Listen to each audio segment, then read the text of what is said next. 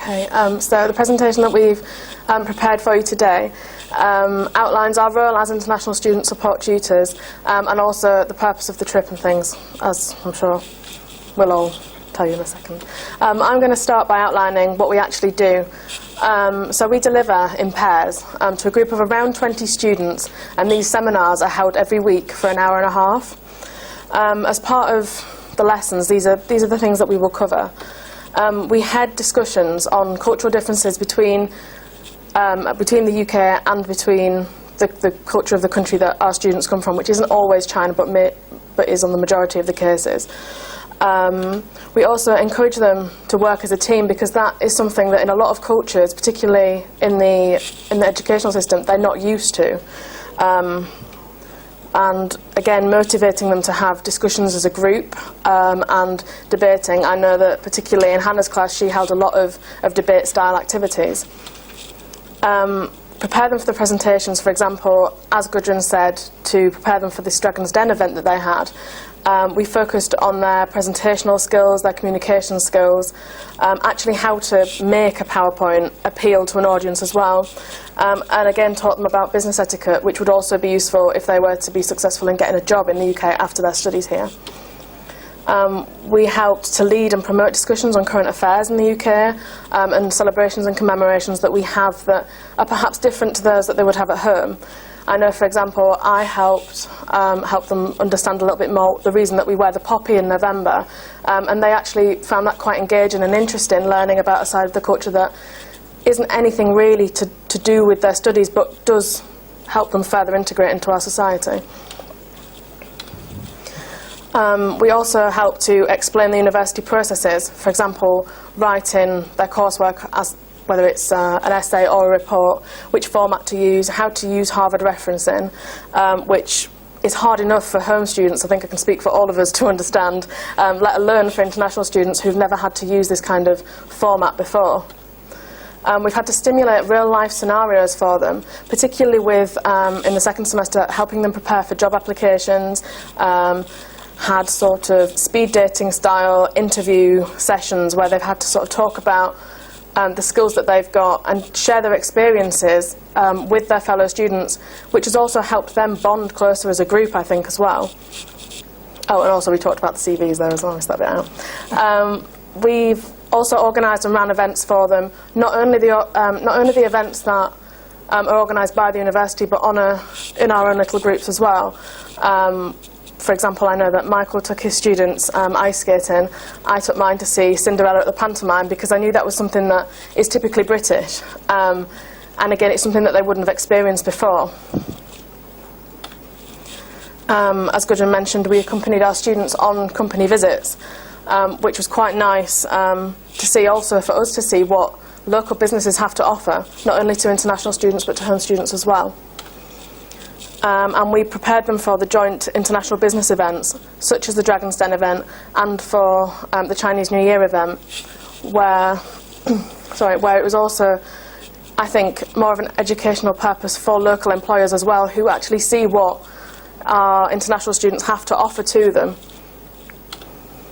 To end my part of the presentation, I'll talk about our role, where we're not only an international student support tutor in its name, we're their teacher because we hold these events, these seminars every week. We're also fellow students, as quite a lot of them are in our lessons, seminars and lectures, so we get to know them on that level. We're an advisor on a level that we can help them with if they're having issues. For example, one of my students had an issue with her visa application, and it was a misunderstanding between what she was saying and what she was getting on the other end of the phone. So I was the middleman in helping calm her down, actually explain that there was nothing to worry about, and to help them understand that she wasn't being a pest, she was actually really genuinely concerned. We're an events manager, which, as I've explained, we organise events for them. We're a counsellor. If they ever need us, they're hundreds and thousands of miles away from home. It's, obvious that they're going to get upset sometimes and need someone to confide in, and we're kind of that link between a teacher and a co-student, and at the end of it we are their friend. We're there to support them throughout everything that they're going through.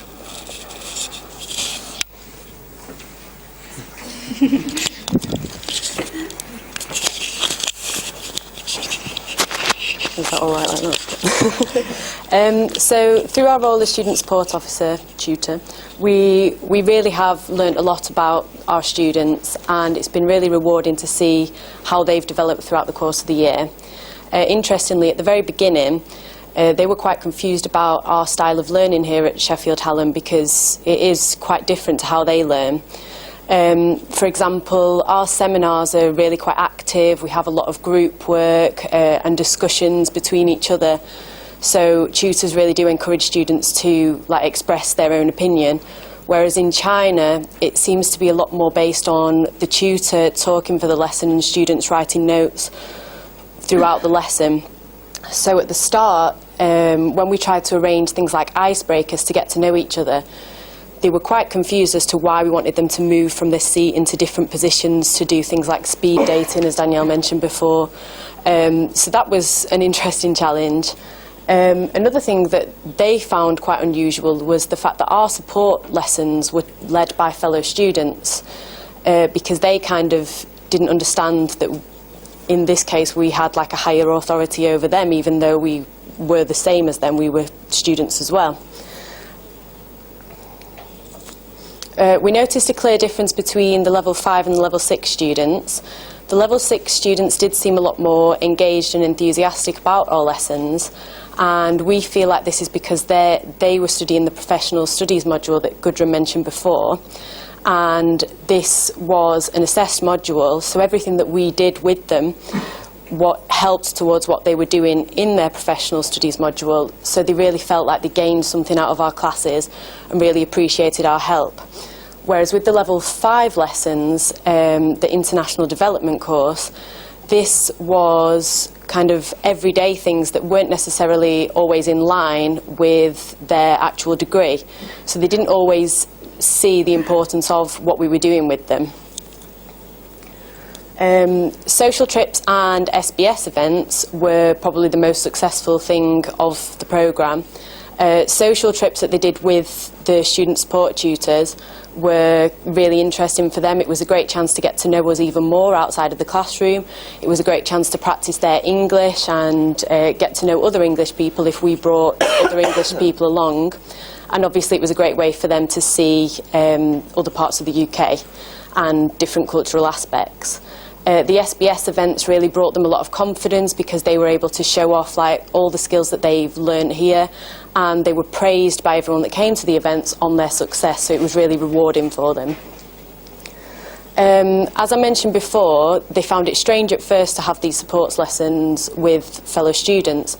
However, they did warm to us very quickly, and I would say that we had a really strong bond with the students within a few weeks, and it was really nice to feel like they could put their trust in us, and that if they did have a problem they really could come to us, and we felt like they really did enjoy our lessons.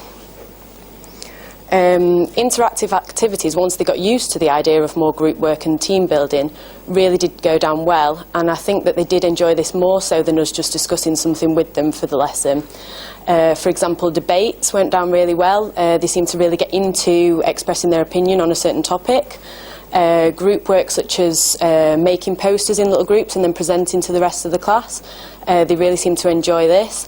And team building exercises such as paper tower building and things that really got them competitive, it was really interesting to see how much they got involved, especially when prizes were given. They really got into it. One thing we would say is that they could have utilised the lessons with us a bit more. We did often badger them for advice on what they wanted to learn with us, because we stressed that the whole point of our lessons was to tailor our time with them to their development needs. For example, if they struggled with presentation skills and wanted to focus solely on presentation skills, or if they struggled with particular vocab in their lessons, did they want us to go through vocab and things like that? So we really had to kind of remind them every lesson, look, we will do whatever you want us to do with you. Towards the end, they did kind of approach us more with their own personal development needs, but collectively as a class, it was very much we'd have to do like a reflection at the end of each class. Oh, how did you find this? If you enjoyed it, do you want to do this more? If you didn't enjoy it, why not? What would you rather do? So it was the having to push them to get their opinion as to what we should do with them. So the purpose of our trip is what I'm going to talk to you about today. Our main purpose was to promote Sheffield Business School. To do this, we visited 2 schools in Shanghai and Zhuhai. It gave us a great opportunity to strengthen our partnerships over there and with the staff and the students. We got a great chance to gain an insight into how the students actually learn and their lifestyles and backgrounds. We did this by being present in their lectures and classes, which was really great. We also got the opportunity to stay in student accommodation, and we had our own students from the schools that used to look after us and take us around. We got to eat in the canteens. We got a really good sense of what the life is like. From this, we got a great opportunity to introduce the students to UK culture and learning style. We got the chance to organise events that students could attend. We also got to run classes. This gave the students opportunities to ask us any questions. We had cards that prompted them on asking questions about accommodation, food, culture, all sorts of things that they would experience when they came here. This was really great as it gave the opportunity for the students to actually get a view from real students, not from their teachers, not from academics, from people who've actually experienced it. So it was a great opportunity for us to share our own experiences with them. The other things we did was we had competitions which we gave out prizes from the school. They could challenge us. We had a chopstick challenge, so gave the students a chance to teach us something, which was a lot of fun as well. Through getting involved with the students, it gave us a chance to clear up any queries that they might have for studying in the UK. As I said before, we had cards about different topics that prompted them to ask questions, but through this they came up with their own questions, and they were really engaged in learning about what life was like studying abroad. So finally, to sum everything up, through this we got to understand where the students were coming from, and it also identified any queries and challenges that they might experience coming over here through things that they'd said and also things we'd picked up on, which gave us a great opportunity to think about ways that we could overcome these challenges and develop things that are already here in the school which would make the challenges less difficult for the students when they do come to Sheffield Business School.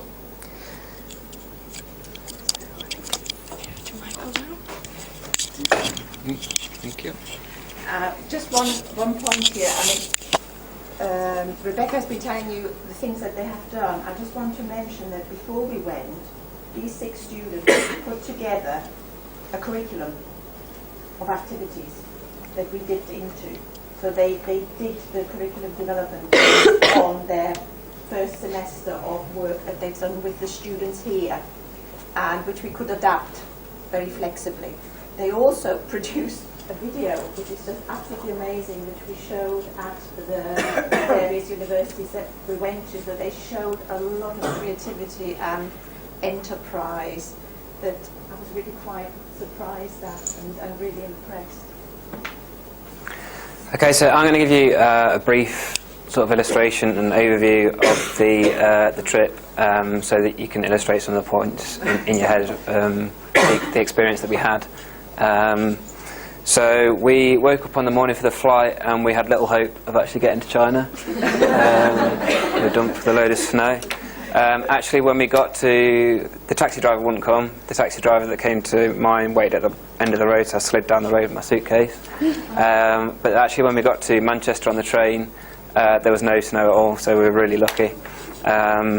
We had probably about a 15-hour journey, a mad rush, changing flights in Amsterdam. We had about an hour to get from one plane to the other. And then we finally arrived in Shanghai. We're welcomed by Rico. Well recognised in his Sheffield Hallam hoodie, so we were able to spot him, who took us for a little tour around the airport before we found the taxi. So we got on the taxi on our way to Shanghai. He gave us a very quick summary of Shanghai and some history and things, which was really helpful. Looked after us very well. Was very welcoming, and immediately threw the students in the deep end. Took us out for asked the students how to describe this place. It was a kind of the back of a cafe, maybe restaurant. Like all the restaurants sort of split off into rooms, so we had our own little room. Immediately practicing our chopstick skills, or learning our chopstick skills. Had some duck, and we just sort of thrown in. He taught us a bit about table etiquette and things like that, which we found really interesting. And then we had a much needed nap afterwards before we went out for our first. Oh, sorry, yeah. So the Sino-British College. Rico is the Sheffield Hallam representative who works over the office in Shanghai.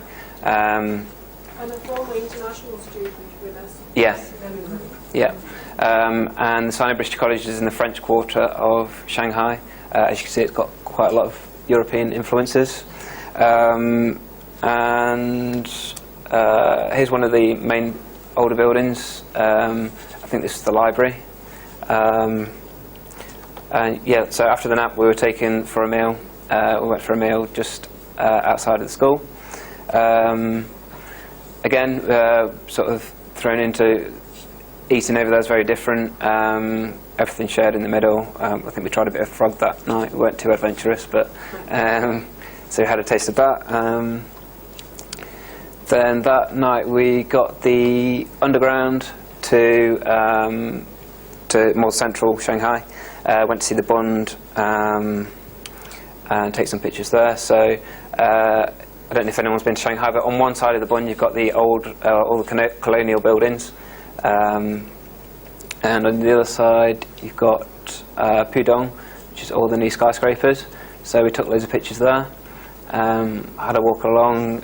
We went round the Peace Hotel, which is a really nice, typical like 1920s, 30s Art Deco building, which is like stepping back in time. It was really strange. So that was interesting. And then the next day we were welcomed in the morning by breakfast. I've forgotten what these were called. They did have a special name, but they were like dumplings with meat or veg inside. They were warm, really tasty, and then we had hot soya milk with them as well. So that was really sort of different to typical Weetabix or toast, cup of tea. So we were then introduced to the Sino-British College. We had a meeting with the principal and some of the academics there, who gave us sort of a brief overview, told us some of the opportunities that we could have out there.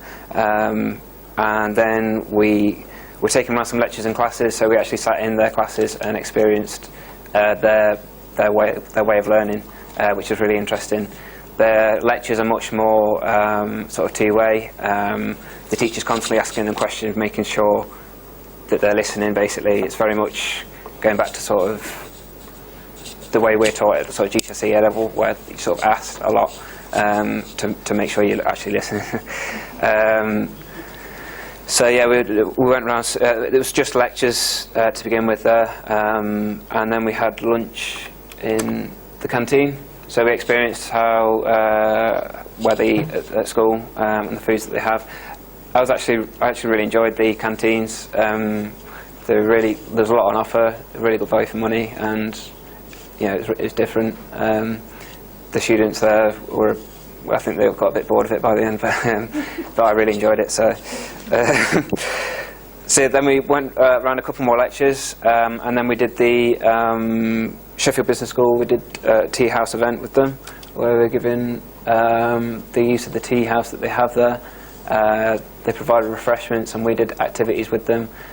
We had sort of two sides. I think we've already talked about the sort of challenges and activities that we did with them.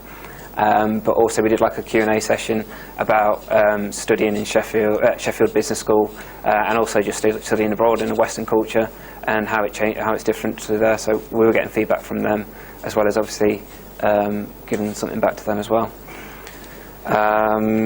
We invited all the students out to take us round. They're very dedicated students, so we had one student take us out. We went down Nanjing Road, so I think the period that we went was obviously very busy for exams and things, and they had other commitments. So unfortunately we did get only one student. But it was a very enjoyable evening. Nanjing Road's the shopping district. It's a very busy road in Shanghai. So we took some pictures there, went for some food, and I'll show you that at the end. I don't think that's going to work. Just try. No. Okay, I'll show you a video at the end. So the girls got involved with some dancing on the street in Nanjing Road. Yeah, it's not to be missed, so we'll show you that at the end. So the next day we got up early, we got the bullet train to Suzhou. Rico wanted to show us a different side to Chinese culture, the more traditional areas, architecture and history and things like that. And Suzhou is a protected area by the government, away from sort of skyscrapers and things like that. So it's really nice to see that side of Chinese culture and experience that. We went around the museum, which is where that picture's taken there. And this is the Humble Administrative Gardens, yeah, the Humble Administrative Gardens in Suzhou. Spring now. Sorry? Spring. Yeah, yeah, we had. It was really strange. We had like mixed weather, so like we didn't really know what to pack. And they said before we went, it was like between 25 and 30 degrees. Whereas that night at the Bund, it was really cold.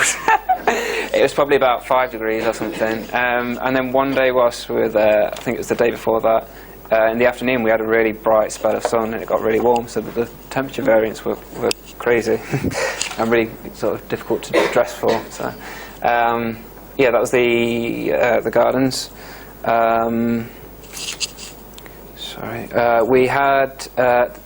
Rico took us out for noodles in Suzhou, and that evening we got back on the bullet train and were taken out by Sino-British College to a traditional sort of British banquet. So we're introduced to how perhaps they do business over there and how they sort of network with clients and do business. So we had a lot of food, a lot of different food that we weren't used to, and we've sort of put into practice all the things that Rico had taught us about etiquette and table manners and traditions and things like that, which is really, really fun. So that was really good.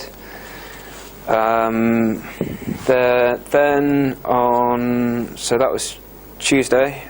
Wednesday morning we got the maglev train to Pudong Airport, ready to get the plane to Zhuhai, so we had to say bye to Rico and all the staff and students at Sino-British College. We had some Western food at the airport, which was a nice relief. As much as we did enjoy the Chinese food, it was nice to sort of take a break, actually know what you were eating, and at the airport, which was really good. So we had a mad rush to the plane, but actually we got there and we needn't have rushed, so we all sort of collapsed on the floor. We got the plane to Zhuhai and it was delayed for 5 hours on the runway, so we waited for 5 hours there. And when we got there, the taxi driver had actually waited for us for 5 hours.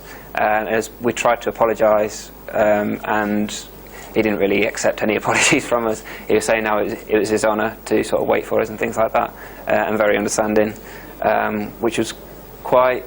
Obviously, it's very nice, but it's also quite interesting as well.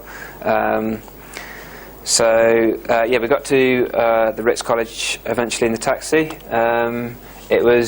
We were at top floor, very different to the student accommodation here. I don't think anybody has palm trees in the student accommodation, and it's a very rural area, so there wasn't much around there. It was quite a long taxi or bus journey into the city centre of Zhuhai, which is also quite interesting. They had the school canteen, and I think the students, that's all they had. So as much as, again, we really enjoyed the canteen, they were sort of sick of it because they don't have cooking facilities in their accommodation either. So again, that's something that we've learned, you know, that they're going to have that's completely different here. We met, Peter and Kathy, which are students there as well. They looked after us really, really well again. The night before that we had a meal with Intern China. Students, what was his name again? Philippe, yeah, sorry. Another alumni of ours who's now working for a company in China. Yeah, Philip Tuesday, I think it was, wasn't it? Yeah. An old ex-Hallam student that's over there working for Intern China, offers intern opportunities for placement students, or if you want to do an intern in China. So that was very interesting as well. So we had breakfast in the canteen, again a very different breakfast. We're helping with classes throughout the day. Again, promoting Sheffield Business School, trying to do the different more interactive activities that we do here and introducing them to the style of learning that we have here. We went for a traditional Cantonese lunch with the staff there, and later on that Thursday we went to the market.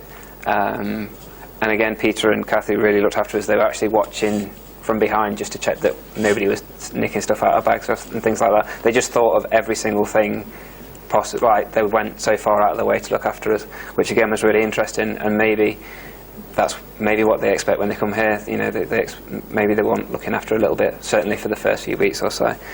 So we learnt that. Then that Thursday evening, we went out for. So it's another picture of the class. Then the Thursday evening, we went out for street food. We were taken by the students from Intern China there. I think they went there quite regularly. But it was kind of like a dark alley, back street, upside down bin lid cooking kind of job thing. But it was really, really tasty food, obviously very cheap as well. And that was a great experience as well. I sort of pulled up little kids' stalls, and yeah, it was good. So that evening we went for KTV, which is what all the students rave about here, it's karaoke, but you have your own room, and people bring you drinks and food all the time. You just have a big group of friends. Whereas here we have karaoke and we sing to everybody. And usually in a group, there it's just individuals usually sing, and it's in a close group of friends. You have your own room and things. So we kind of started to understand, because they came over here, they were talking about KTV, or they were confused by our karaoke. And I don't think we sort of got an understanding of what it actually was. But going there, we really, really enjoyed it. And kind of miss it, I think. We're desperately trying to find some KTV in the UK.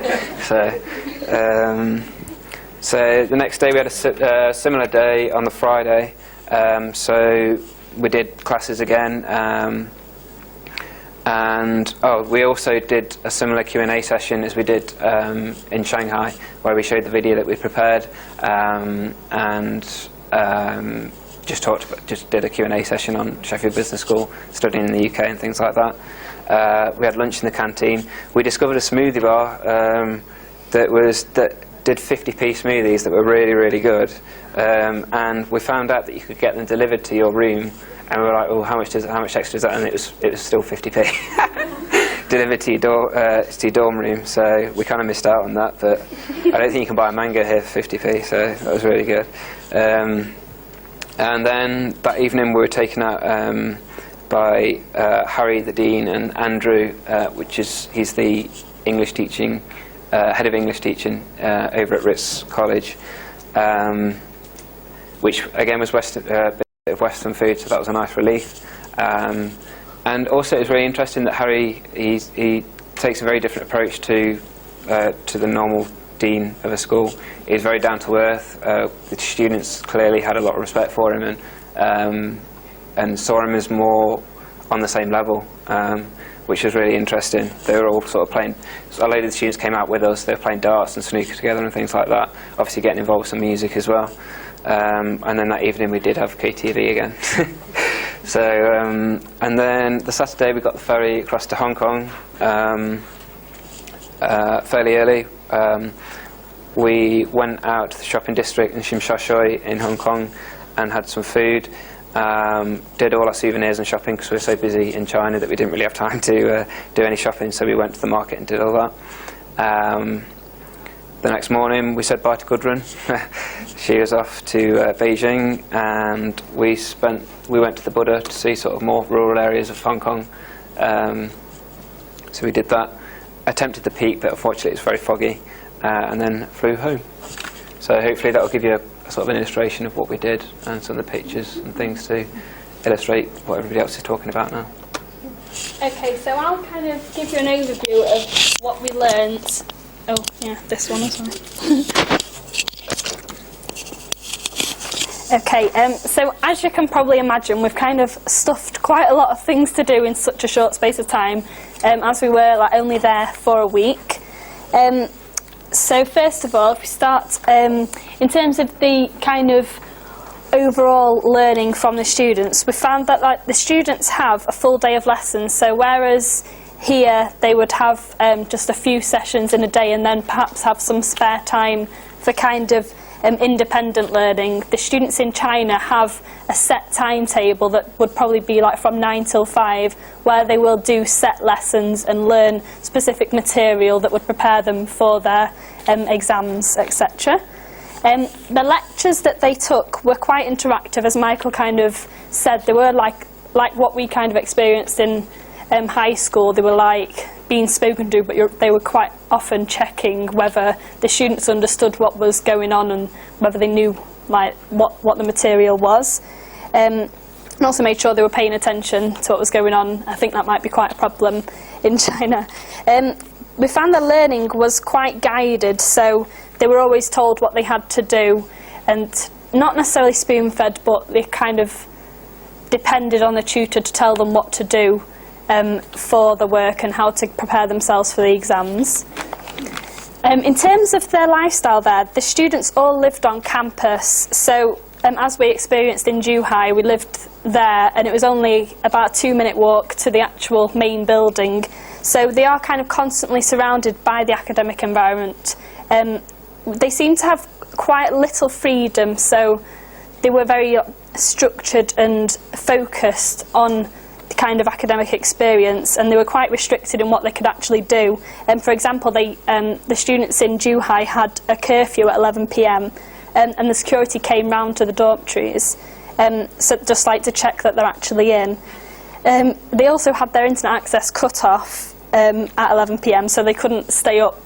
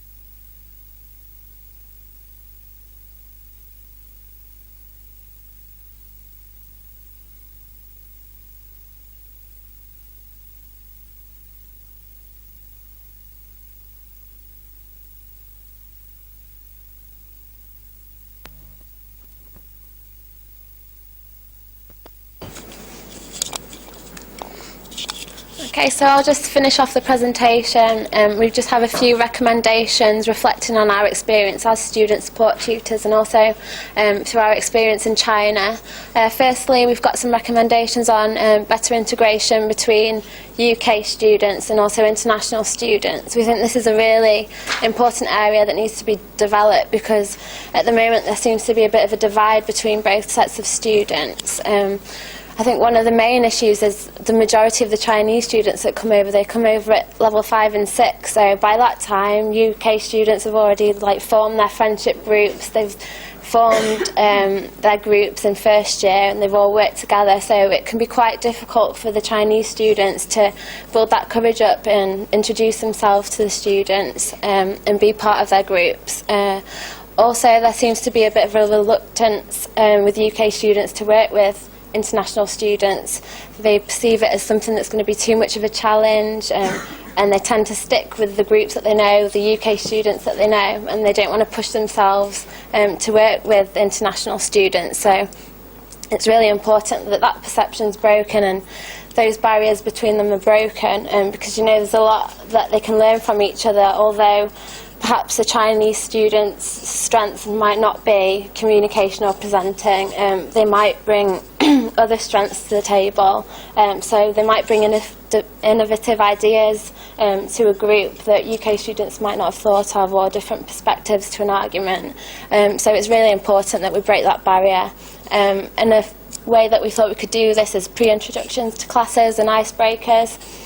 So this would be something that's done at the start of the university year. And so before all the seminars start, something that's a session which is timetabled onto all students' timetables which they must attend, and it's just an opportunity for them all to take part in icebreakers, take part in group activities and get them introduced to each other and become comfortable with working with each other. So that barrier is broken down and they realise, it's not that difficult working with international students, or it's not that difficult for a Chinese student to work with UK students. So they become comfortable with that, and when they're asked to group up in pairs or in groups when they're doing assignments in their seminars, they'll pick the international students for their groups as well.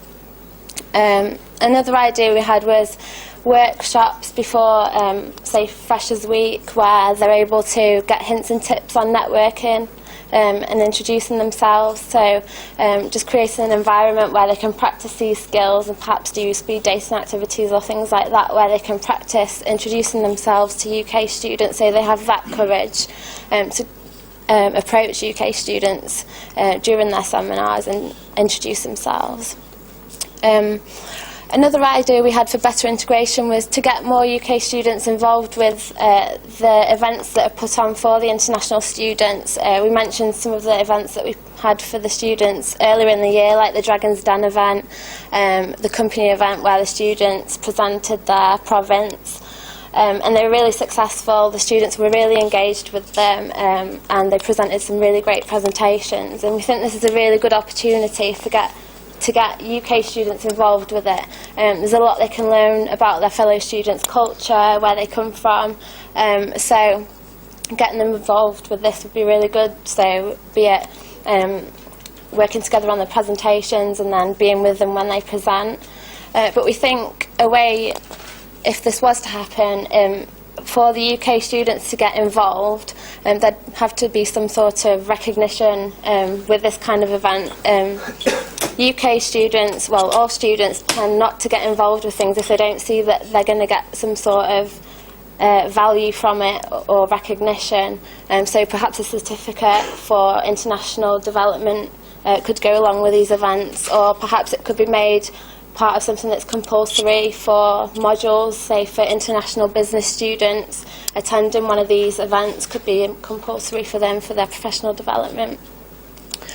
Another idea we had for better integration would be a buddy mentoring system. So this is for international students. Like we said, we found the Chinese people really hospitable. When we went to both universities, we were met by Rico and the students who looked after us throughout the entire duration of our stay. And if it wasn't for them, we wouldn't have had the experience that we had. they helped us better integrate with the culture. They introduced us to all the sites. They taught us about common etiquette. They taught us about the history of the culture. So if it wasn't for that, for them, we wouldn't have had the experience that we had. So you can imagine thinking about when Chinese students come to the UK and they don't have, say, a buddy like that who helps them integrate with the culture. It can be really daunting. So perhaps if there's someone there that meets them, a buddy who's assigned to them, who's their contact throughout the entire duration of the stay in the UK, it could really change their experience and help them better integrate. That person could introduce them to UK student events, show them firsthand what student life in the UK is about, introduce them to English friends. It could really change their experience. Other ideas we had there were international student awareness events for home students, and also accommodation events where both sets of students could be encouraged to attend, so again that barrier is broken down between them.